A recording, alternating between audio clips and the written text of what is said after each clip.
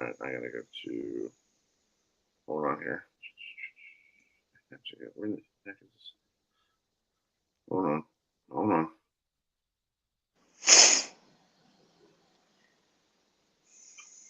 What? To get in there.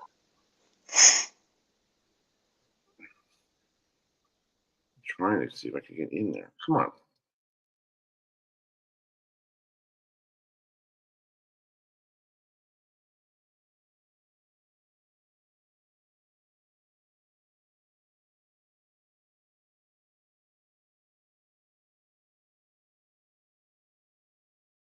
Just guys fought their tails off to make sure we we put our stamp on it there to finish at the end. And I got to give a shout out to our crowd. I mean, it was remarkable. I mean, the energy throughout the game from the very beginning to the very end. I mean, you just felt their presence. I don't even know how many false start penalties Cal had, but I mean that directly goes to our fan base because it was loud down there. I mean, you could feel it. It was definitely a wonderful environment to be able to be a part of a college football game. And so I appreciate the crowd and just the impact that they had you'll hear tonight.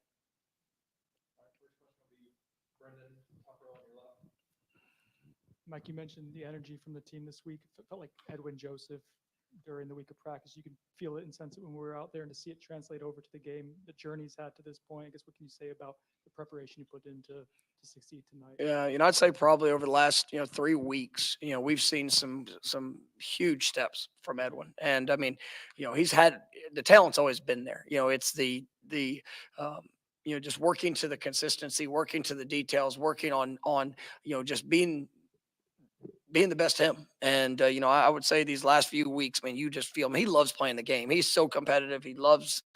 I mean, all parts of it. But you're seeing him take another step, in his journey, and he earned more opportunities, and that's what he got tonight. And he's capitalizing on that. I still very at the very surface of just where he's going to go as a player, but he has the right intent. I thought Quinn was another guy that was remarkable this week. Another young corner. That how I mean, he had multiple big plays and pass deflections, being in a great spot. I was really proud of him for what he was able to do, and and you just felt it. You felt it this week in practice. The competitive drills that we had. It was good back and forth, and I mean I think that edge and that toughness, and obviously the fight to finish. It showed up big for us, and a lot of those guys that just chose to bring that energy, on a consistent basis, right, was what I think really you helped kind of push this team today. When you mentioned the team needed it to go this way, do you mean like coming from behind late and then also getting the stop to All seal it? we needed every bit of it, like from the stop, really being able coming out, and I thought we were able to establish the run game, offensively there early, and that's that Cal defense. I mean, they've been pretty good. They're a good defense. They got good players. We knew there was going to be some challenges that would show up with it, but I thought our guys, they fought, got a really good start early. I didn't like our third quarter. I thought we missed some opportunities there, and just in what we did, but you then have to be able to come back and to score the touchdown late, and to be able to do it on a third down situation, to all the things that were stacked up, and to see our defense. I mean, when they had to respond, they rose up. I mean, when they had their backs against the wall, get when Cal got into the red zone, but they just continue to push, continue to fight. We needed to see I mean, that's one of the best running backs in college football, and I mean, he showed some good bursts. They've had some, that's something that we knew would be a challenge coming into this game, and I thought our guys, for the most part, did a really really nice job there. But we were able to create the explosives, and that was big. I just want to ask about Ja'Kai. Obviously, the touchdown catch was a huge one. The 3rd and 18 catch, I think it was 3rd and 18 that he made over the middle. Him just going and attacking the ball and going and making a play, is that just something this whole team needs, but specifically the offense? Just guys go and make plays. Yeah, I mean that's absolutely, and that's what it takes. I mean, it's when you get your opportunities, I mean, you have to be the aggressor. Don't worry about you know a negative of what could happen, or don't worry about the different things that are around you, you get an opportunity to go make it. Go be the guy that you're built to be. And I think Jakai, we challenge him and every single day just to continue to push because he's got it. I mean, he is. We've seen it in big games. We've seen him rise to the occasion, and he definitely did that tonight. And even early in the game where there was a couple things that weren't great for him, and he had to respond, and he was able to answer the call. And when it came down to it in clutch times, big situations, he was able to deliver. I know you had a lot of optimism. A lot of people had a lot of optimism about what this defensive line, especially that starting four, could be. I mean, how nice is it seeing not the start? I'm sure they imagined to the season, but Josh, Pat, Marvin Lane, just all the plays those guys made at a very high level. No, it's what these guys are capable of being, and for wherever we are, and but just like I said earlier, the choice that was made, and the choice just to go be better, the choice to go and to cut it loose and to go play that. Don't worry about the circumstances. Those will always be there. You'll have those, but you worry about what you can control, and with the opportunity that's in front of you, are you willing to go put it all on the table? And I thought that our defensive line did a really nice job of that. You felt I saw flashes from our linebackers. There were opportunities that we had. Just big plays in coverage that needed to be made. It was just a collective defensive effort, but it absolutely started with the spark of those guys up front, and we need them to continue to build upon that. But hopefully that can boost the confidence of capability, and it's something that we expect. But it was great for that to show up. LT didn't seem like a guy that felt real good this week in practice from a health standpoint. What did it mean for him to go out there tonight and run like he did and give you guys what he gave you? Yeah, so it was unfortunately Roydell went down this week, and LT really had to battle throughout the throughout the week. He's such a consistent person, player, just remarkable young man, and I was really happy for him and the performance he was able to put. Cam Davis got banged up a little bit early. He was able to come back in the game. I thought he did some good things. But LT, we needed him to be a workhorse tonight, and I thought he definitely answered the call. You mentioned the run game a little bit earlier. It seemed like the offensive line was firing off maybe a little bit more. Or what did you see from the offensive line tonight? Yeah, they were. I thought they did a good job, and we've had better challenges, and it's going into these first three games. I mean, the first three games we had 8 different starting offensive linemen due to injuries and things that have showed up. So we've had some moving pieces, and even tonight, it was great getting Darius back. Unfortunately, Rob, was out, couldn't play. Obviously JB couldn't get back. Jalen Early made his second start.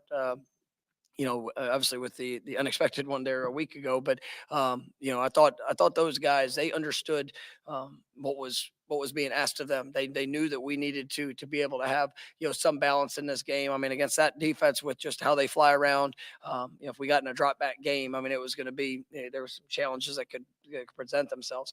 And so I thought being able to work to establish the run was good. Having some success early was big. Some things later in the game that we got to absolutely clean up, but I really liked just the mindset those guys brought, knowing that it was a necessity for them to be able to get things going, and they were aggressive in their play, and obviously some things we'll be able to go back and watch on the film and continue to clean up. Coach, there's been so much noise around the quarterback, the last few games. How important was that 36-yard touchdown throw in the fourth quarter, and how can DJ kind of build upon that?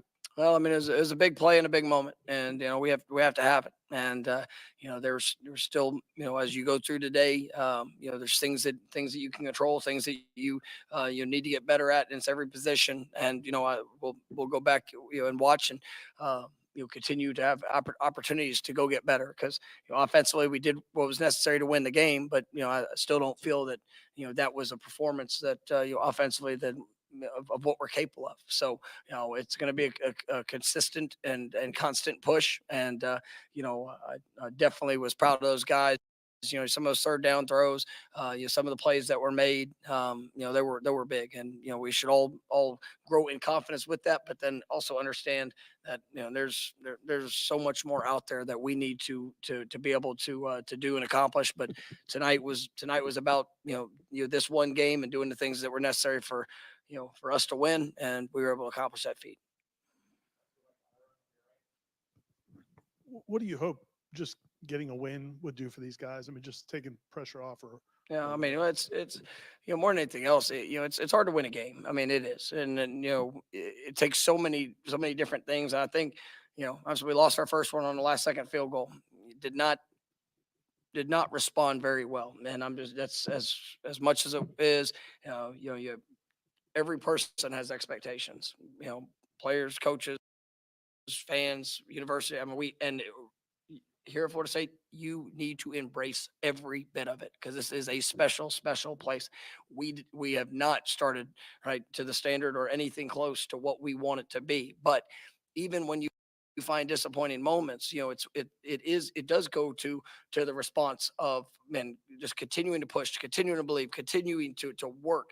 And it's taken us 3 games, and the road that we have, I mean, it is what it is. You got to show up and you got to find a way to go win. And that's why I said at the beginning of it, we needed this game to be exactly how it played out. It was not perfect. We didn't play the best game that I think we can play, but we saw all the emotional parts of it. There are things that we were up, we were down, we had to respond, we had to finish, and that's what this team needed.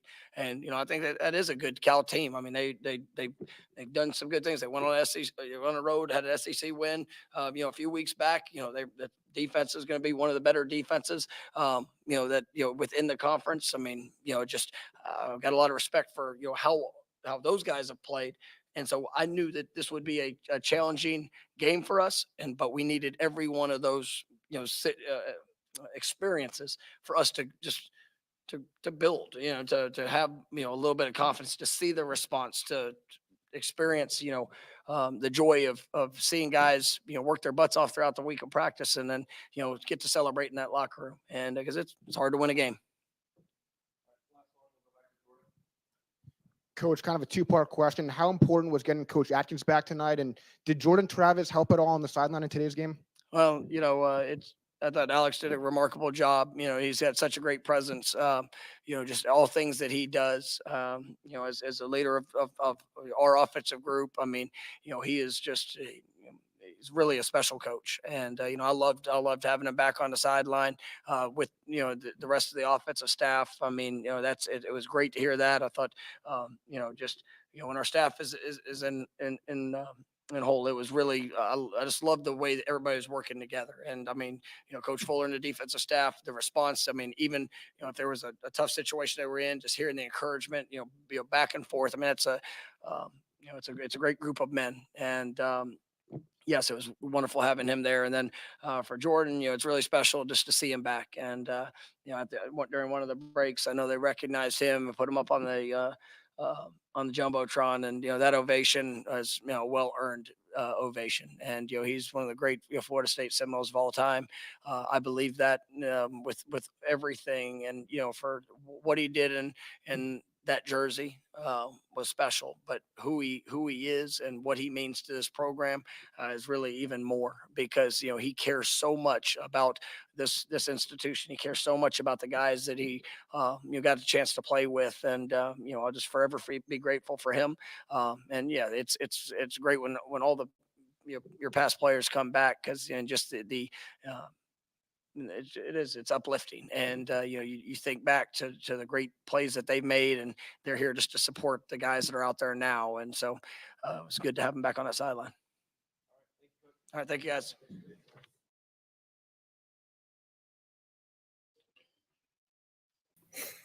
Okay. Folks, that was Coach Mike Novell on the post-game report there.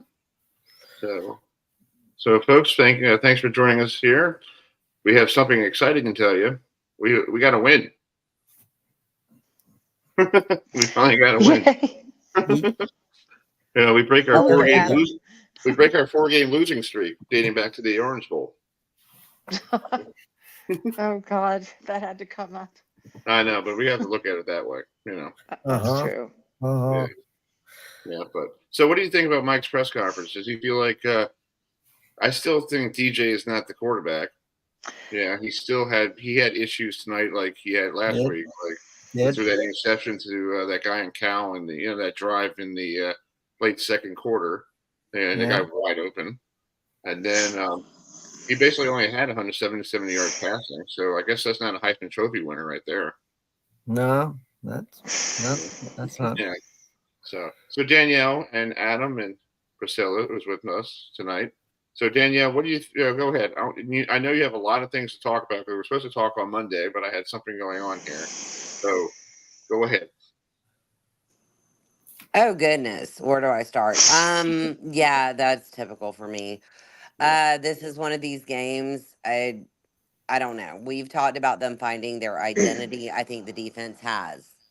Being honest, I really think they're getting there. If they're not already there, the defense won that game. There is no question in my mind. That's what we're going to do with offense, with the quarterback issue and all that stuff. That's going to come later, obviously. But, a win is a win, even if it's ugly. Some of the play calling, not going for the field goal, stuff like that was very risky to me. And it's almost felt the same with the past 3 games. We've been given golden opportunities sometimes with penalties or this or that.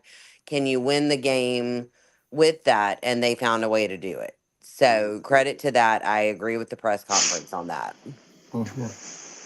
Well, I think it's it's a win is a win.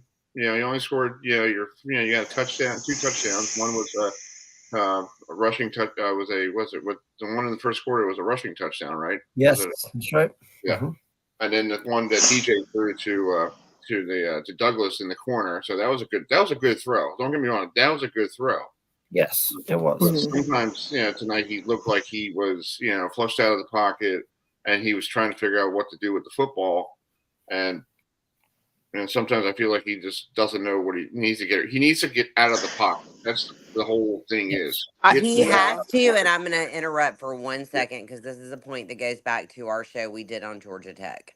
Toafili and Douglas were going to be year 2 this year. That was a given.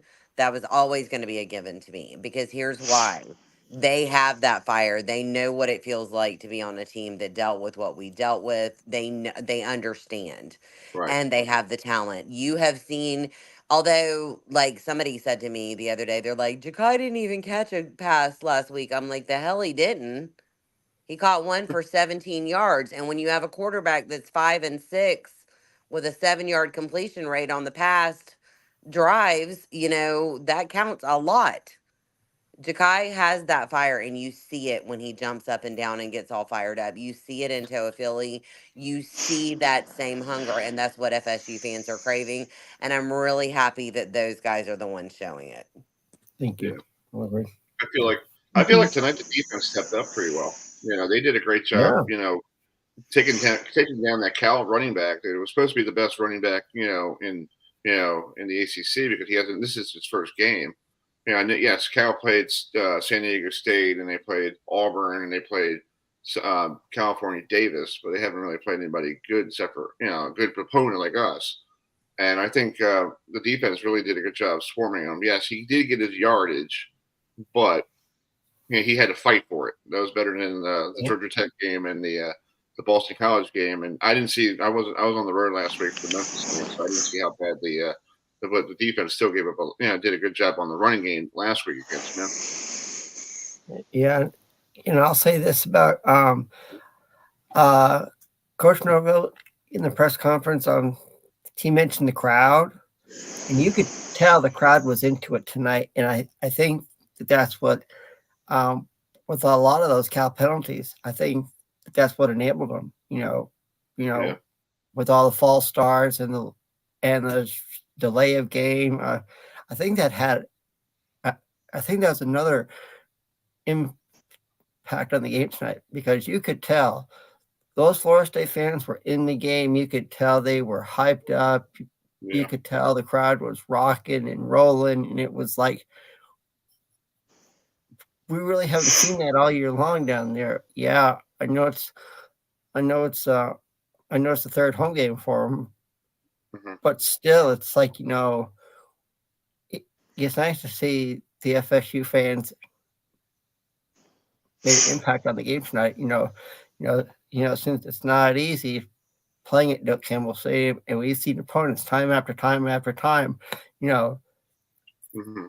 They've had penalties on them, because of the fan base, and Danielle and Priscilla would agree with me. Am I right? Yeah. Yeah. Yeah. Can I say something? Yeah, go ahead. Go for it. I Go ahead. noticed, so things I noticed tonight, just to put my 2 cents in, was yes, the defense definitely stepped up to the plate. I agree with Danielle. I think they're starting to find their identity. Kind of like, a good flow amongst one another. We still got a ways to go. Definitely have a ways to go with the offense. It's a little bit better, but as far as DJ is concerned, I feel like every time, yeah, he had a good throw, great throw to Jakai, but every time I watch him, I'm like, you got to move, you got to do something. I feel like I'm inwardly just constantly going, do something. Like he's so slow, in my opinion. And he's like a deer in the headlights, and he's either going to get sacked or going to try to run it, which I haven't seen him do too often, or just get rid of the ball. And I don't think you can't be like that. No. So No. I'm glad he had a good throw tonight, but we need more than just a few good throws. Right. And the defense can't hold us all season when we play teams like Clemson and Notre Dame and UNC. And well, next week, it's just, with SMU putting 66 on TCU, that's going to be a problem. It was Oh heck it was yes. a rivalry game today. That is absolutely going to be a problem, and you're on their turf. Yeah. So that's a wholly different issue. Oh yeah, did you guys see the TCU head coach Sonny Dykes got ejected? He got ejected for the game for 2 unsportsmanlike penalties for the first time since they instituted that in 2016. I was like, and Sonny Dykes, I believe he was a head coach of SMU. Yeah, he was back in the day. So it's like, he didn't have a good homecoming in Dallas. No. But back to your point, Priscilla. Yes, with DJ, it looks like he's flat-footed too much as a quarterback. I'm not a quarterback. I haven't played. I played the high school version outside on my street when I was a kid with my brother and also. But he looks like he's flat-footed. He's not really like on his ball with his feet, moving around. And they right. Tonight, like he had 21 like rushing he's got touchdowns. weights in his feet. Yeah. Yeah. Like, how did he get 21 rushing touchdowns? Did Dabo give him in like the fourth quarter or something? Wasn't they up 66-0 or something? Because I have never seen him run a touchdown in my life. Yeah. But I've seen Brock run one. So have I. Yeah. I've seen it too, Priscilla. We don't know what Luke can do yet. So, I mean, as far as, we know it college football. So I heard that his dad was like really into the game tonight, yelling and hollering, and Luke Crumman, I don't know how to pronounce his last name, Crummenhock or whatnot. Yeah. So I would like to see him out there for a little bit. I'd like to see Brock out there. I'd like to see them run it. I'd like to see them see what they can do. Why not? I'm game. I don't think that's going to happen, but I'd like to see it. I don't think so either. But I mean, if we had a really big lead, then maybe, but we haven't had one. No. Why then, though? Like, that's my question. I mean, if people were raising points, Brock had to be really bad at practice for this, to continue and blah, blah, blah. Brock can throw balls into the stands. Okay. Makes sense. I mean, at this point, you have no excuse for what the offense is doing. You don't. Defense won that game. And I'm sorry. I hate to say that. Yeah. But you saw Cal's quarterback. You saw him, and I've been on this dual threat kick since game one. Y'all know, even if Coop was on the show, he'll know I said it's the year of the dual threat. And you saw him run those yards. We can't do that, and you are going to lose to teams like SMU and teams like that if you cannot figure that out. And we're not even using what we have on the bench. You have 3 dual threats on the bench. We're not even using that to figure it Yeah, out. I agree with you, Danielle. Yeah. Why aren't we doing that? Maybe there's something going on that we don't know. Like maybe I'm talking to my brother today. He's a Miami guy and he has Cam Ward. And I said, wish we had him. We did have him. He stopped by and say hello, and and left, and somehow we didn't pick him up. But I said to my brother, I said, we need a quarterback just like him, like we had last year with Jordan. And when you try to change your offense from a dual threat quarterback like Jordan Travis and go back to a pocket passer, it's like almost going from Lamar Jackson to Aaron Rodgers. It's like it doesn't really. It takes a while. And Aaron Rodgers doesn't really run that ball, run fast enough. He gets a couple of yards, but why did you switch your offense? And that's one question I would like to ask Mike. Why did you just that stuff was working for the last 3 years? Why did you go back and try something new? Just leave it alone. Especially when we don't have an offensive line that's not all that right stellar quite yet. That's true. Yeah. It has brought back memories to me, and it's not a comparison between coaches. Please, God, don't nobody take it. Nobody take it that way. All good, But Danielle. there were 2 things that happened tonight. Atkins was coming back.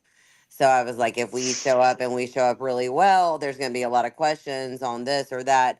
Or like Priscilla said, the offensive line, why are you changing things up when stuff was working? It's one of those Kendall Briles, Willie Taggart situations that you can get caught in easily that you can't explain. And it doesn't make sense. It doesn't make sense because Mike Norvell has done a much better job.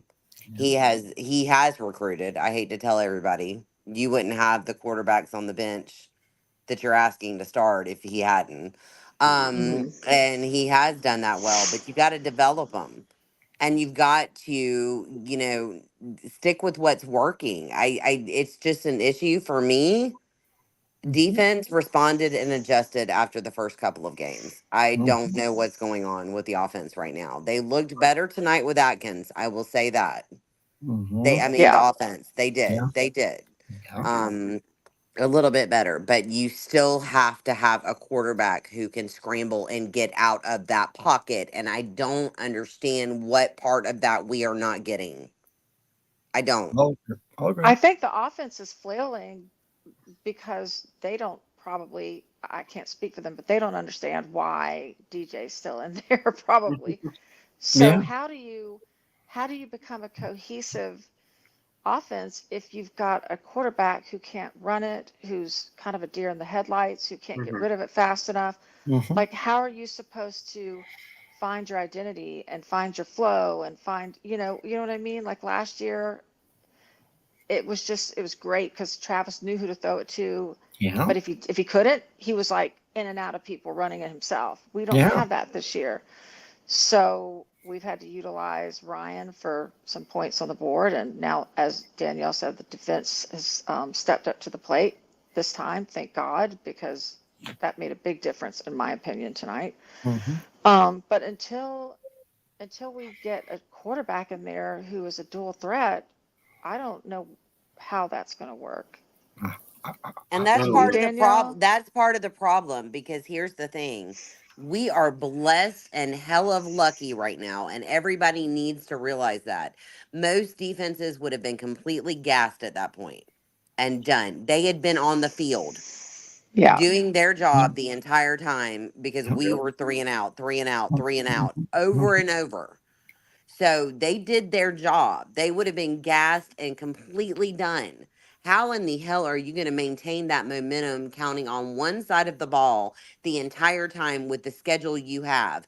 You've got SMU next in Dallas. You've got Clemson after that. Don't remind me. Figure it out on offense. If you don't, it's going to get ugly again quick. Thank you. Thank you.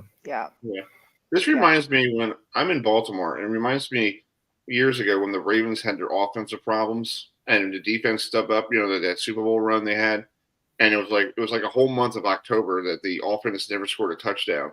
And here in Baltimore, we just bring in what's his name? Who was the field goal kicker at the time? Matt Stover comes in every time and hit a field goal. And it sounds like we're having the same problem here in college. Like we can't get the offense moving, but we have a great defense, and then we didn't even use the field goal kicker tonight. Fitzgerald was sitting on the sidelines. Did he yell at the coach or something? Because they should have gone for that field goal to make it 17. Like 10-6 at the half instead of going on 4th and 2. To me that was really stupid. Like just get a field goal. You got the kid that could hit 55 yarders. Who was basically, And how many times has it been flubbed when we're right there to make a touchdown and we don't make it? And this is not the first time. It was last game. How many games?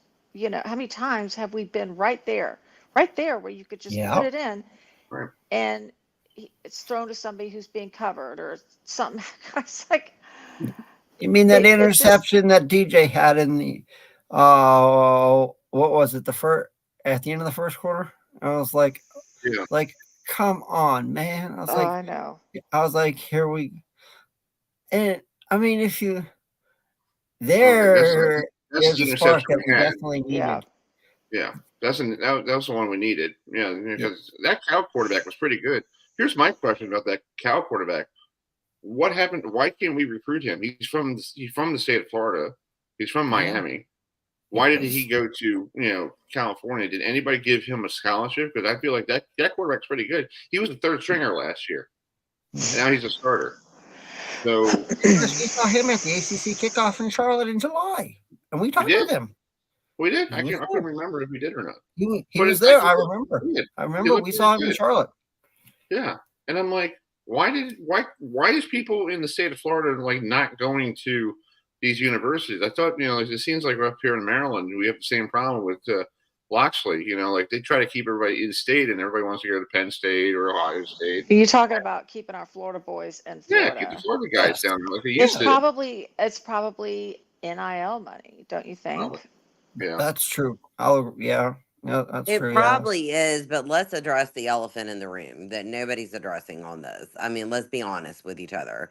Clemson fans are laughing at us right now. They are, because DJ got benched for a true freshman, Klubnik. We chose that to bridge the gap between the younger guys that we have on the bench. You have to make a decision on who you're going to pay money to. And that's not a knock at our NIL. I want everybody to understand something, and this is true because shows have been done about that this week. I have reviewed as a lawyer NIL contracts for many different people. They are not in depth like people think. There is no statement that you have to start this many downs, or you have to do this, or you have to do that. There is absolutely none. That is not on NIL. That is on football picking who they want to start. Okay. And that's the way that works. So if you are all in on DJ, then you're all in on DJ, and your NIL is going to reflect that, obviously. I think FSU fans are at that point, even with the win tonight, that they're tired. I mean, being honest, that's as honest as I can be. Yeah, exactly. They're more than tired. We're angry now at this point. We're I mean, I can't speak for everybody, but I'm kind of wondering what's going on with Mike. Like, why are you doing this? That's a good. I mean, I'll agree. Something's off. Something is off. Everybody's saying that, and that gives me pause to think something is off. It's not a Jordan Travis situation. Okay, let's clarify facts. Jordan Travis was recruited under Taggart. I was yelled at repeatedly that we had not recruited a quarterback under Taggart. We got him out of the transfer portal. And then, he even wanted to switch positions at one point. He was done. And Mike Norvell said, to the whole speech that he took him in the athletic center and showed him the Heismans and said, you could be one of these, deal. And he was, because we needed a dual threat. Your offensive line sucked. I'm sorry. And that started during Jimbo. Jimbo was all about the 5-star running backs, the 5-star wide receivers, the 5-star quarterbacks. He could have given a crap who could have blocked for him. Jameis Winston and Dalvin Cook would make any offensive line look stellar. Thank you. Stellar. Thank you. And it started then. You haven't fixed those problems now. So what in DJ and I hate to be the one to say this, but somebody's gotta. What in DJ does he see that makes him think it's the same thing? Because it's not a dual threat. You're still suffering the same offensive line problems. Mm-hmm.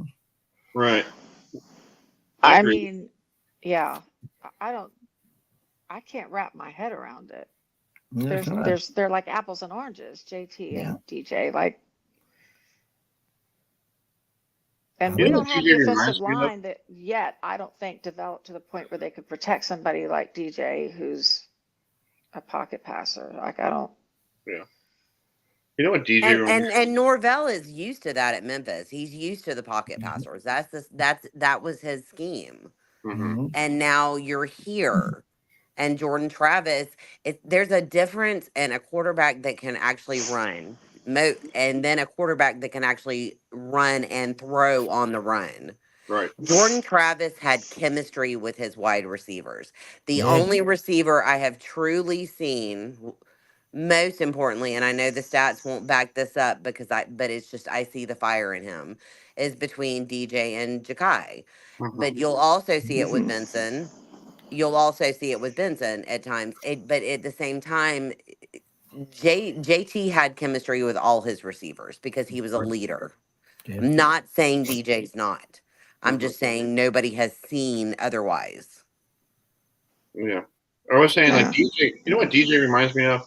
You remember we had Francois before, when that year, we had him, and he was him and Blackman, and then, like, Francois got transferred to Hampton University. I found out he went there. I'm like, wow, he got out of, Florida real quick. So and Francois wasn't a dual threat quarterback. He was a pocket passer, right? That's right. Yeah. But that's before, that's Jimbo who picked him up on, he recruited by Jimbo, and he was there for 1 year for Taggart, Danielle, and then he left. Yeah. Yeah. So, and then you bring in Blackman, who was supposed to be the dual threat quarterback, and he was, I don't know what happened to him. He just fell out of issues, and Francois actually, and this is where I will tell you it all started with Jimbo. Was actually he was a pocket passer, most definitely, but he had more time in the pocket than even DJ takes at that point, which is sad to say because Jimbo had really fallen off on offensive line recruiting. Like I said, he was more interested in the 5-star Cam Akers, stuff like that. When he got injured versus Alabama, right. there was no hope of him keeping and running anymore. That was over.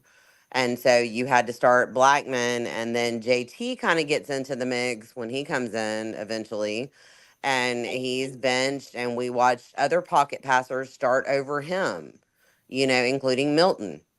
And we watched that. Fans booed JT. Fans booed JT. I was there, and I'm like, y'all don't understand. This is actually the solution to your problem. Take the loss now Right. because you don't have the offensive line.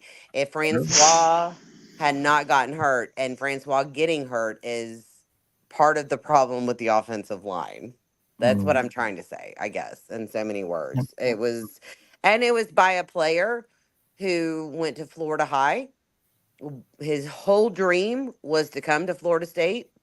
Ronnie Harrison, whole dream, but Jimbo wouldn't recruit him. That's crazy. Wow. That is nuts. It's like it's your dream to play Florida State, and you're not. Where Jimbo is sitting on his couch getting the best contract in the world for not coaching. Yeah, he's eating his his bag of chips and or something what he's doing, but you don't hear a peep. Bag of Tostitos, and he's having a bag of Tostitos, and he's having a six pack. What has he got? Like $96 million. Yeah, I mean he could go. I mean he could go. I mean he could travel the world. Yeah, he probably is right now. He's probably traveling around the world, and he's probably not even in your own yacht. Thank you. Sure. Yeah. I mean, I will say in his defense, only in his defense on this, because I have friends that know him, and he had problems with the administration. A lot of people did, but FSU has a new president and AD now. Everything's different now. Life has changed. He's still apparently at our games. His sons are still huge fans of Florida State, all that stuff. So, but at the same time, we fell off on offensive line recruiting then. Like I said, Dalvin Cook and Jameis Winston will make any O-line look good.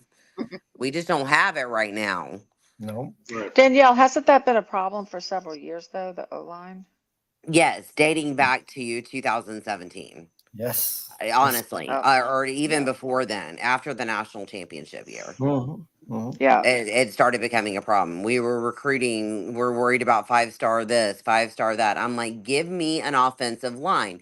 And everybody's yelling at me about quarterbacks. And I'm like, until I have the 1996 Nebraska Cornhusker offensive line, I don't give a damn. You can start whoever the hell you want. Give me them, and then I'm going to be good. Thank Right. you. I remember that We team. were rotating. We were rotating so many positions at that point. So many people were injured. It was awful after Taggart started. It was awful. I wish I could explain it. I watched No, I Keyshawn remember Helton's that. leg It was get snapped really in half bad. at Clemson. I'm like, y'all can't protect shit. Thank And you. it was pissing Yeah. me off. I'm sorry. I'm cussing so much, guys. You're all good. You're all That's good, okay. Danielle. Yeah, I don't think any youngins are up anyway. So, I remember that. It was Except bad. our team. Free them youngins. That's all I'm Thank going to say. you. Free I them saw that on youngins. Twitter. Well, I that's saw what the I'm saying. hashtag Like, for play the young guys. free Give them them youngins. I was Edwin like, practice. Joseph went to practice and told them, if you Said, don't want to be here that's what I was anymore, about to go say. home. Go thank And home. you. I he's the saw one that that on made the Twitter. I pick. saw it on Twitter. I was like, thank you. He I watched the made that video of him pick. saying He that. made that. He picked the ball off, and then what do we do on offense? Stop Thank you. disrespecting what these guys are trying to do. Thank Yeah. you. The offense has their own job to do to respect those guys and their effort. I don't know what's going on. I really don't. I got nothing. It's, but let's talk about the Cal field goal kicker. My brother Will was telling me he was trash. He did a good job. He just missed a couple field goals. One of them was blocked. Partially blocked. That one that was going to be the lead, and then the last field goal he was trying to kick, it was blocked. or But it was tipped. I think it was tipped. tipped. But it's funny. I didn't realize that kicker went from Cincinnati to Delaware. I probably saw him in Delaware last year. Probably. I didn't even know he was on Delaware.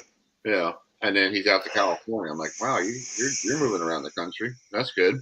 Yeah. But they got 9 points after basically dominating the entire game. Yeah. Because if you look at the stats, they had a 410 yards total offense. We're 284. 303 passing, 107 rushing. But their problem was their penalties. They had 10 penalties for 55 yards. But we did on the offense, 5-yard penalty, repeat first down. Exactly. But we did better on the third downs this time around, 7 for 17. Last week when I was on the road, heading to Wake Forest, it was like 1 for 10 or 1 for 11. So I guess that's a little more improvement, but that's just just my personal opinion. Yeah.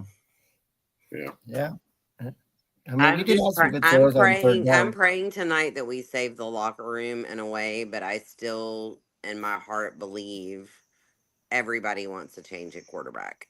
I think so. I think it's time. It's called. I mean, from everything I've seen on Twitter, it's like,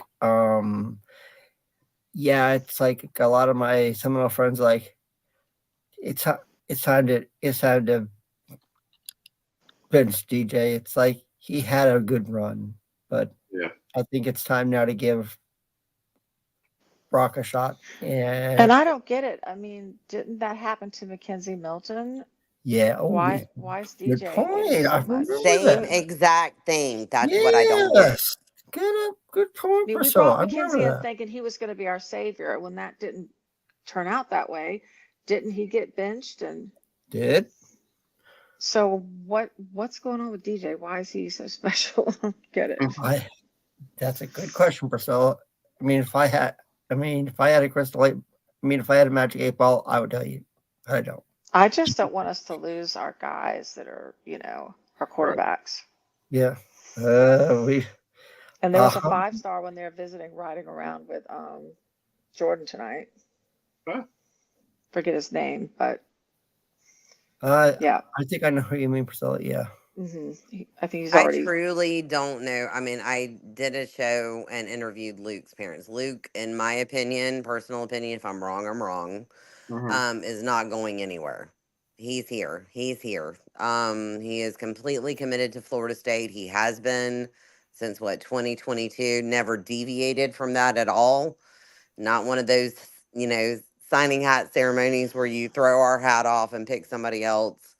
And the He's mother gets been, upset and leaves. Well, I see yeah. those. yeah. In fairness to Luke, he's a freshman and he knows DJ will be gone next year, but Brock is now a sophomore. So he's maybe seeing the writing on the wall. If he never gets in this year and then Luke turns out to be really good next year, like what's he, you know what I mean? Yeah. That's He's just kind of sitting around, and he kind of, he was thrown in the fire last year for the ACC title game. And even though we did horribly, the Orange Bowl. Well, he So managed I the could game. see, That's what he Huh? did. He managed the national, the ACC title game. We were the there. ACC Adam, title. he just So I managed can it. see his frustration, like, Yeah. because Luke is still a freshman, so he knows that, there's a good chance he'll be played next year at some point. Yeah. I'm I- gonna tell you this right now, real quick. Luke is a definite dual threat that you want to keep on this team and you want to see in the future. He has played multiple positions, I believe DB and wide receiver. He's led his team to a state championship and done a million other things on other sports teams. He is absolutely as athletic as you get. Don't lose Luke. Don't lose Luke, whatever you But do. what worries me is how many people will we lose if they are looking at their coach going, "What are you doing? What's running through your head?" Yeah. That's true. Yeah. It's I'm not even sure his own players know what he's doing. I'll agree, Priscilla. I don't know what he's doing. I don't know what Mike's doing. I think everybody still had issues from that Orange Bowl, and I think it kind of affected us for the whole off season because you hear stories about this and that, and I feel bad for Mike's wife. I mean, that must have been a disastrous summer for her. He must have been up until like 4 a.m. working on the film study and all that stuff, and his wife's very nice. She was on the field last year, and I feel really bad for her. She maybe want to go on vacation, and he's probably go, "No, you take the kids to the theme park. I'll be here, doing the film study or something like that." Maybe Mike needs to take a weekend off or something. Not a weekend off, like couple, like next bye week. Just take a week, relax. Yeah, it's called get away from football and I don't go know. fishing or something. Go fishing. Go see the Leafs in Portland, Maine. I love him. I think he's our coach. And I want to just give a shout out to all FSU fans that are going to pull a Gators on buyouts if we lose anything. You owe a lot more money now. Number one, Alabama was interested. I know that for a fact. Yes. Jimmy Sexton worked that to his advantage. You owe $70 million. You ain't firing nobody. So buckle up. And I do trust him. I do, even though he did not kick that field goal. And even though he goes for it on fourth when I just am absolutely floored. I do trust him because I studied Memphis offense before he came here. And it was a pocket passing. It was a totally different deal than what you're dealing with now. And I think he is trying to adjust. The one way you can show this fan base you are is to put a dual threat quarterback in. Yeah. And if you don't, then you may not only lose your fan base, you're going to lose your locker room. Oh, that's true. It's almost like a baseball team. It's like a baseball team. You have you have a coach, manager who likes his favorites, and then you have people who are in the locker room, and that's why some teams don't make it to postseason. Like right now, the Orioles are suffering because I guess Brandon Hyde's not doing what they're supposed to do, and I guess some of the players are talking out here, and I'm like, well, you guys are still in the wild card, so why are you complaining? That's true. Just do a better job and just coast into the postseason. But I guess I started in sports radio when Tiger was losing the locker room. Okay. I know what that costs. Losing your fan base pissed off for a second has nothing to do with how devastating that can be. When you lose your locker room, you're losing recruits because they're True to listening to that. them, and you will suffer for years to come. I just got past that point to where last year we looked like we knew, and I don't want to go back there. That's just what No. I'm saying. No. Well, Danielle, when I was at Notre Dame for that Florida State game back in 2018, and when we got blown out in South Bend, and I was in the press conference with Taggart, and I asked him about what about putting Blackman in? You know, you have nothing to lose, and he looks at me like, "Oh, I didn't think about that." And I'm looking at him doing the John McCain look at him like this. You know, I'm like, "Are you kidding me?" You know, like, you know, are Because you saying this? Blackman could run. I mean, seriously, Thank it you. was so frustrating. Mhm. That whole thing was frustrating too. To Yeah, his credit, he did recruit Jay Trav, so we got him out of that administration deal. But at the same time, you know, Norvell needs to realize at the same with what he's dealt with, like Priscilla's talking about, like everybody's talking about Milton and Jay Trav and everything we've been through. You right. know, how many times did Jordan Travis sit? Fans Yeah. would boo him when he came in. All those things. It's the opposite with DJ. Like people boo DJ when he comes in. Yeah. But Jordan Travis was the solution because you're having offensive line problems and people don't get that point. You've been dealing with this since Mhm. your last national championship. You have been here before. It is not rocket science. Yeah. Well, yeah, I know. I know. I wish we were coaches, but we don't know what goes through Mike's brain or any other all the of these coaches. You know, maybe these players at practice are mouthing off to him. You know, and maybe Mike's like, if you're mouthing off to me, you're not playing. You know, maybe that might be an issue. You don't see the videos because they only show what 10 minutes of practice, and he said to the media to go out of the get off the field, and they're going to do practice. They're not going to show the whole practice, so they're only going to show what them running before practice. So you If don't know. that's the yeah, no, if that's the reason I'm in, because here's the thing about coach. Yeah, Coach is about longevity in life, not just Mhm. wins and losses. He wants them to succeed in life. right. So if that's the reason, fine.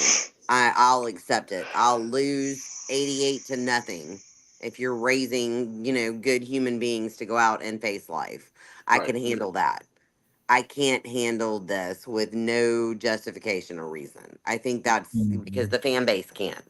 Mhm. And you're in different days than Taggart. That's what people don't understand. NIL is in full effect. Transfer portal is lit now. It was a thing then, but this is completely different. So Mhm. you have to address and you have to actually have some public accountability Right. and to the public that is donating money to all of this to explain Mhm. why are you making the decisions you are. True. That's true. Well, folks, if you just tuned in, Florida State won 14-9. It's 11:58 here on the 11:48 here in the East Coast. So that's Adam, Priscilla, and the voice you hear is Danielle. The voice. You might The be. one going off Yeah, repeatedly. you're not Morgan Freeman yet. So like I like Morgan Freeman. yeah, when Morgan Freeman talks, it's like you're like, yes, God, yes. That's true, Chris. Yeah. Yeah. So every time I hear Florida State stuff, it just reminds me of Danielle going, "Oh, no, whoops, she's going off. She's going off." I can hear. It's called. Like she wrote on Facebook after I couldn't get.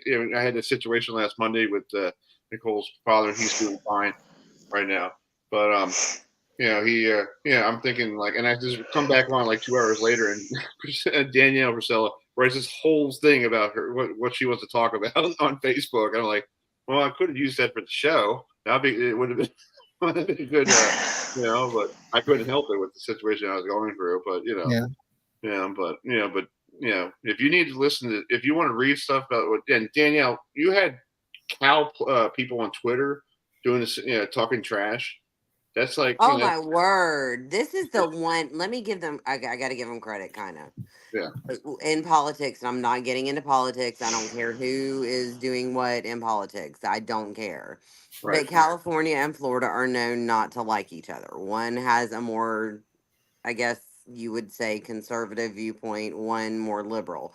Cal fans had definitely planned to troll us about everything political. Yep. Everything from I can't even state it all. The Tallahassee Democrat did an article on it, and that tells you how bad it was. But they made it into a state to state battle over politics. They weren't really talking football. Mm-hmm. Oh wow. I would have rather bragged on my rushing game if I was Cal, but that was that's so yeah, it was a different troll level. Yeah. Mm. We don't do that in the South, though. I hate to tell No, people we don't. We Nope. do not do that when we play Auburn or when we play whoever over the past years. We don't get into whose governor is who. Nope. We don't. This is freaking football. Thank I you. Y'all get over yourselves. If that's all Thank you've you. got to troll us with, then that's why you lost. Thank you. Yeah. Were they making fun of DeSantis? I know DeSantis is not he's a woo-hoo, but it's okay. Oh, they I'm not definitely making were. political here, but I'm just saying he's a little woo-hoo, but They were making fun of. I mean, because our governors obviously don't like each other. That's Thank been you. known for I'll years. agree with that. I'll agree with that. So yeah, they were definitely pulling out all stops on that about all kinds of stuff, and they had like all these AI. Is it AI? Yeah, memes ready to go, and they were. It was a different troll level. I'll say that it was interesting. Yeah. Well, Florida State fans should go back to him like you only scored 9 points. Oh, they are. Oh, they are currently as I'm talking. Trust me. Okay. Cool. Danielle, do you go on the Bleacher Report? Do you go on that sometimes? Do you go on there, the Bleacher Report? Do you go on there and read all those people going on there talking smack and all that stuff? Sometimes I'm really picky and choosy with my battles right now. Yeah. Because some well, people there's somebody on Bleacher Report. My brother just told me, and there's some guy who's on there who made a comment during the summer. If it was before the Georgia Tech game, he goes, he will eat poop out of a red. I saw that. Yeah. If we His lose account is now Tech. deactivated because now yes. he needs to do it, and he's running away from people. He changed his Twitter handle like 16 times. Yeah, because he doesn't want to do it. And he wrote one the other day. He goes, "I'm not doing it." Well, dude, you actually put it on Bleacher Report, so it's kind of you have to do it. Yeah, I mean, we had a guy years ago say, "If Mike Norvell wins this game, I'll get this tattoo," and he did. He did. This is more of a biohealth hazard at this point to me. Yeah. Like, let's not hold him necessarily accountable to that because we're not encouraging, parasites to invest. Maybe give him a Snickers in the water. Just give him a Snickers and let it soak in the water. And then that could be like, It reminds me of that movie. What movie? Of that thing in the pool.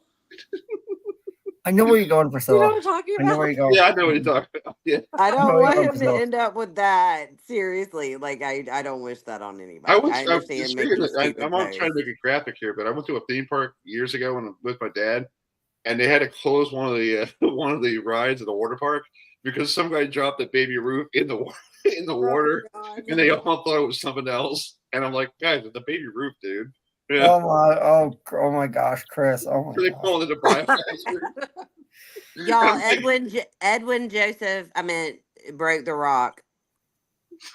Oh, thank you, Danielle, for telling me. Thank you. He broke the rock. Hallelujah. Number one, we're breaking rocks again. And number two, it is the freshman that came in and told everybody else, if you don't want to be here, go home. Thank you, God. Hashtag free the millions. I'm so glad he got to break the rock. He deserves it. Thank you, Priscilla. Yes. That's awesome. Yes. Set an example, and it's coming from a freshman. So. Yeah. I haven't confirmed that necessarily, but wait, hold on. I'm watching the video while I'm talking to y'all. Yeah, I'm gonna put it on here. Josh Farmer did too. Josh Farmer. Good. And Edwin Joseph. Both. Good. We saw Josh and Charlotte, Chris. Maybe these guys could be the leaders they were looking for on defense. Maybe was more alive of this game than the last few games too. So yeah, maybe these guys could be the ones that step up and say, "Look, we're not going to take this crap, and if you don't want to play, go home." Go home. Thank Yeah. you. Start a youth movement. And that's the weird thing. I wrote an article on Chop Chat way back during the Tiger years. I'm like, youth movement. I was bringing up the Bobby Bowden Oklahoma game. He decided to bench everybody and start all freshmen. He was in a complete losing season, and they almost beat the almighty Oklahoma. So I was trying to raise that point back then. Didn't work necessarily, but right now you really do have the depth and the talent under Norvell to do it. So Mhm. please, God, utilize it. Free them youngins. So I have a Thank quick you. question for all of y'all. Like, Yeah. we finally won a game Mhm. and they got to break a rock. So going forward, do you think this will help our momentum pick up a little bit and get their psychological, Yes. change the way they're thinking? Yes. And Yeah, play? maybe practice will be very good this week because they know they got to take on an SMU squad that puts 66 on TCU, and you're going to a hot environment in Dallas, and that place is still smoking with 90 degrees every day. Yeah. Right, Danielle. So it's the humidity is down there still pretty potent. So maybe Yeah. yeah. I'm gonna be the negative Nancy on this. I'm So usually here's the video, positive. you guys. Here it is. There you go. Yeehaw. Thank you. Yes. Oh, here we go. Look out. Oh wow, that thing is heavy. It's good to see them excited again. Yes. It's a But look at about- the beginning of the yeah. video. Let me play the video in the beginning if I could log this back off. Look at Mike. He's so happy. It's Yeah. about time. It's called- I we was haven't about to seen- say it's about time. it's called- I mean, we haven't seen. I mean, we haven't seen that since we're at the ACC football No, he championship. wanted to get Yep. out of there, Adam. He wanted to go home. He didn't want to be there. I could tell it in his face. He was Oh like, yeah.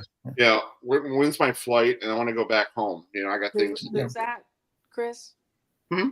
Who are you talking about? Referring to? Mike, when he was at the ACC kickoff this Oh, year. yeah. His face was. I could read his face. He was like, he was Yeah. all business, and he was like, "Why am I here? Can I go home? I got things to do." Yeah. That's It's called. And you got to I talk to the media and all that stuff. And he was like, then he had to talk to the Georgia Tech guy, the coach, and he was sitting there taking pictures, with the Yep. trophy for the Irish game. And it was like, in his face, it was like, "Why am I here?" He used to be friendly to talk to, but when I saw him last year, he was like, "Hey, what's going on?" He was like, Yeah.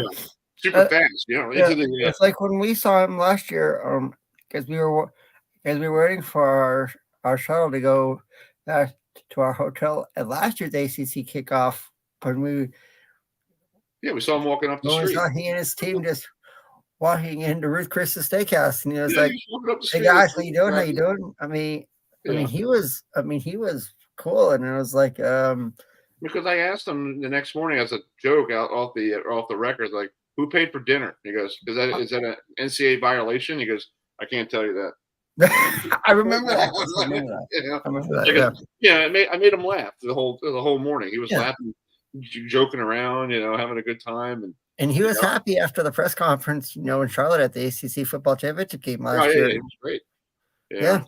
Now it's like, what We happened? saw him on the field before the game, in the championship game. He came over to you and I and talked for like a couple minutes. Yeah. He's like, "Hey guys, what's going on?" I'm like, that. normally, like, you're out on the field and not talking to anybody. You're just coming over here, shaking our hands and Yeah.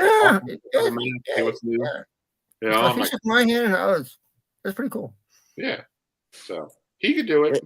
He absolutely can, and he is the right coach, in my opinion. Absolutely, there has never been a question in my mind on that. Yeah. The issue with me is this year has been not personnel decisions, Right. team decisions. And do you honor what the young guys did tonight by sticking with the same? Yeah. Well, let's talk about next week real quick. I'm going to wrap this up because I have to get ready I have to work in the morning. I got stuff to do. But let's talk about the next game next Saturday at SMU. They put 66 up on a good TCU squad. So we need to work on what this week? Defense and the offensive line, because I think SMU has a good defense. Yeah. Yeah. You guys, Danielle, do you agree?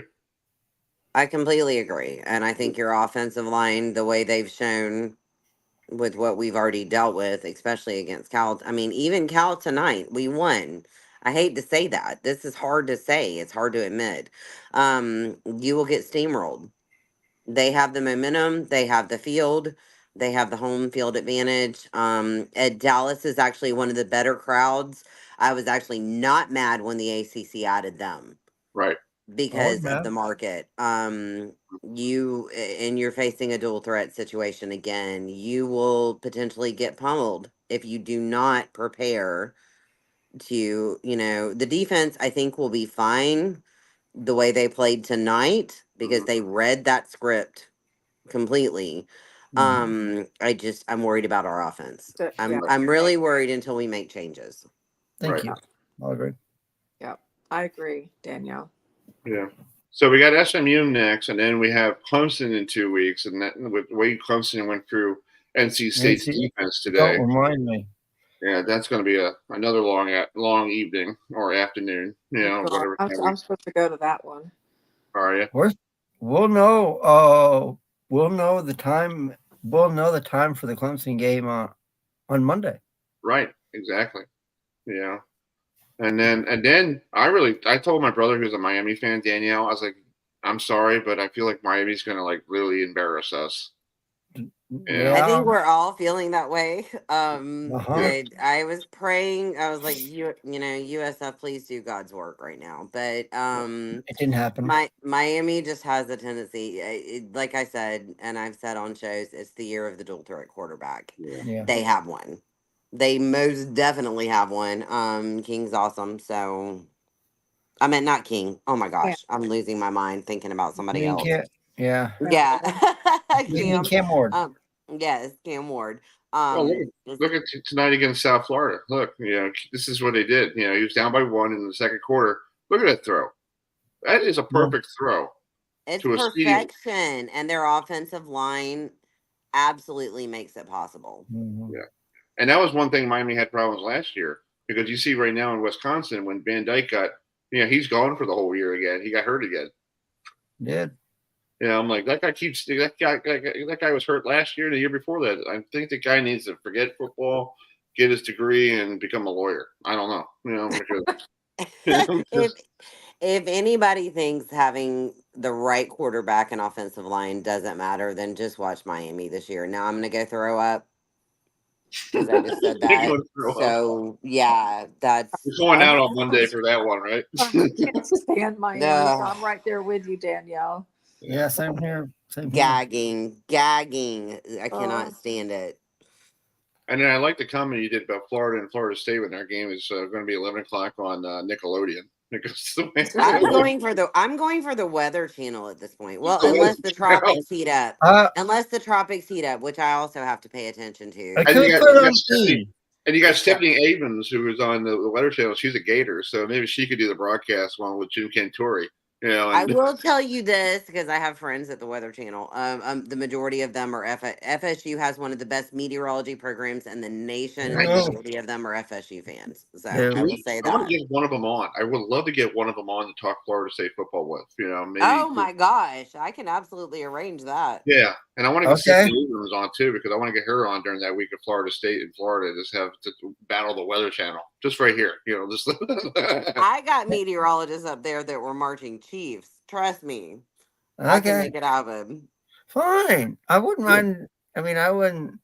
Can the Florida State game be on E? On E. Entertainment. I mean, we're playing at 3 a.m. at this point. I don't think it matters what channel we're on. Well, no. Yeah. Sure, it's good. To Christmas. Put it on E. Maybe the Hallmark Channel. Before the holidays starting next week. With the Christmas shows. Really. They beat Mississippi State though, so they're pumping their chest. But look, it bought Napier more time. Hey, that's true. At the positives. That's true, Danielle. Look at the positives. You're keeping your coach for now. He's going to be. He got his job for one more week. So if who do they play next? Who do they play next week? Oh goodness, I don't even know. I will find out. Let's see here. Where does Florida? Yeah, I know they have the gauntlet schedule this year. They just played, Mississippi. Yeah, it ain't gonna be nobody good with their schedule. That's for sure. Yeah. Let's see here. Where does Florida go next week? All I know is next week the marquee game is Georgia at Alabama in Tuscaloosa. Yeah. Oh goodness, they have Tennessee next week. Oh wow. Oh wait, Oh, no, they can UCF. go. No, UCF. I apologize. Oh, they got UCF. UCF. Thank you. UCF. They have Thank you. UCF and Tennessee the week after. Oh god. And then they have Kentucky. Yeah. So, and if Kentucky plays defensively like they did against Georgia, Yeah, that US was a great going game. bye-bye. Yeah, I was down at Wake Forest covering the Ole Miss game, and everybody was in the locker room for Ole Miss. And it was cool to talk to Lane Kiffin after the game. Don't get me wrong, the guy was but he really sounded like a stoner. Yeah, and he's like, "What's up, dude? Yeah, my quarterback was good." I'm like, "Oh god," but he was a good guy. That is really who they want to hire, and I'm not gonna lie about that. I know I know some bull gators. They're the ones in charge that are paying off everything. They really want Kiff. They really do, and he's a good to me, that would not be fun just because he's such a good troll. And I've already dealt with the Steve Spurrier days, not shaking Coach Bowden's hand and that kind of stuff. I don't want to deal with somebody on Twitter doing what he does. Yeah. So, have you ever, Danielle? Have you ever met Steve Spurrier? I have not. I I've never met him him. a couple years ago. This is a true fact. I met him a couple years ago. It was funny. I took a picture with him, and he looked at me like, "I don't know, nope, I don't do dudes." I'm like, huh? I'm like, I just want to take a picture with you, dude. He lit the fire. The thing was, FSU. Me growing up, FSU and Miami were always the greatest rivalry. Though that's the wide right all those days. And then when Spurrier came to Florida, it kind of changed a little bit. It was more, hey, we hate y'all. But we were playing both every year, and they sucked because they didn't, because we were all in the top 5 so many years, and there was no BCS, there was no playoff, there was no nothing. Right. Yep. A few months You ago. are looking live at historic Don't Campbell Stadium in Tallahassee, Florida, where a Sunshine State rivalry is taking place between the undefeated Florida Gators and the Florida State Seminoles. I'm Brett Musburger with here with Gary Danielson, and this game is one of the best games all year long. And you can feel the emotion on the field at Doak Campbell Stadium. Let's throw it to Jack Root on the sidelines for a sideline for you gotta let me do my Keith Jackson. Let me do my Keith Jackson. Okay, I do it perfectly. Hello, everybody, and welcome to Tallahassee. It's a big slammer knocker between the Miami Hurricane taking on the Florida State Seminoles, and it's going to be one hell of a barn burner. You want to get going, get your tip step going on right now. And we got Florida State taking on Miami. Both schools don't even like each other. We don't know why, but we just know that this is part of the college football scene. The winner goes home to the Orange Bowl, and the one goes to the Blockbuster Bowl. Yeah. Y'all are giving me really bad memories right now. I'm sorry. A few months ago. It was good for me. That was with Brett Musburger. There's this I'll restaurant remember that. down, because I live in St. Augustine Beach. There's this restaurant, an Italian one, a few miles down. I was walking in with my friend. You hit the bar area first. It's a really good Italian restaurant. And I see Vanilla Ice, who has a place here. And I'm like, look, there's Vanilla Ice.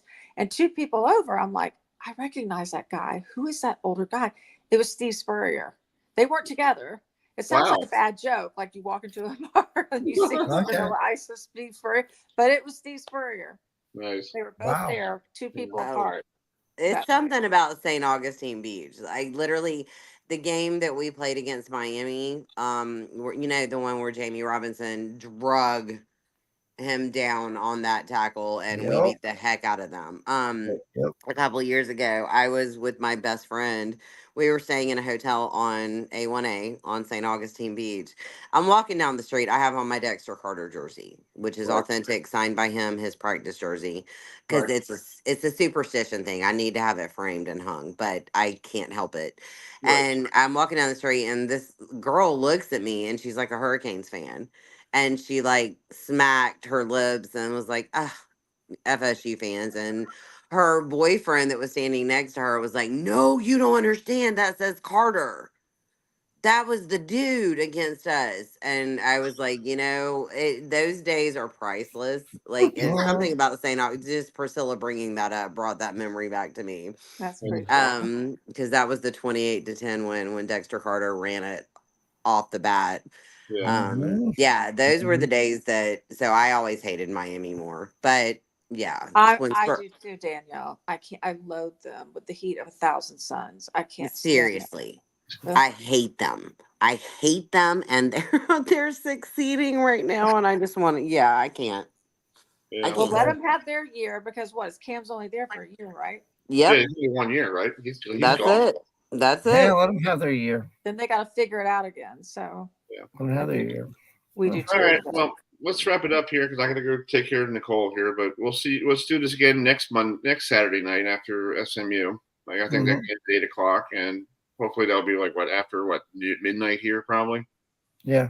Yeah. So another primetime game, money. I may be in Dallas. What game next week? 8:00. Yeah, 8:00. My Yeah. God. It's on the I AC. may actually be in Dallas, so if I am, I'll try.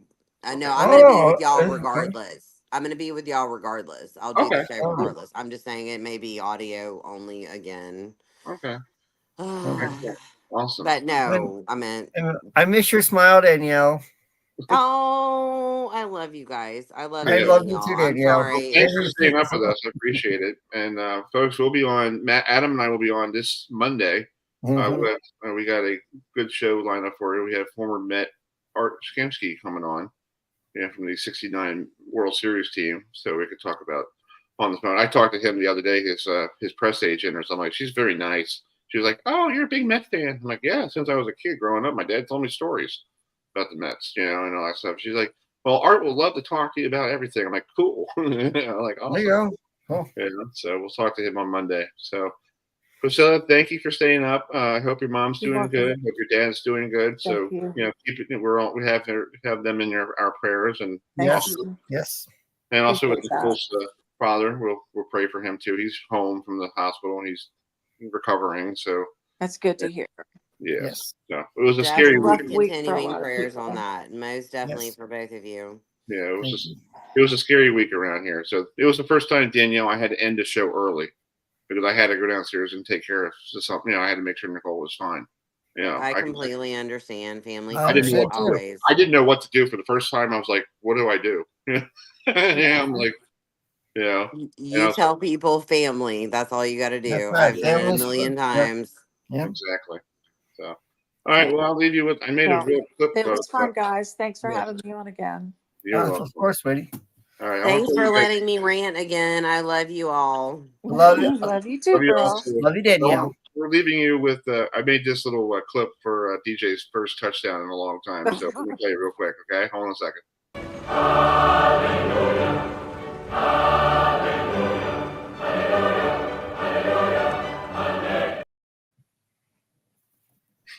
Oh wow, you even cued that music. Okay, I'm out. I'm done. I was sitting there working on it, and Nicole's like, "What are you doing?" I'm like, "Stop! I got to work on this. This is like the magic, the magician sitting at the on the board." Wow! Oh wow! Okay. Good night, everybody. If you can't laugh, you'll cry. So. Yeah. We'll see you all next week. So we'll see you next week. Good night, y'all. Bye, y'all. Good night, everybody. Let me play this.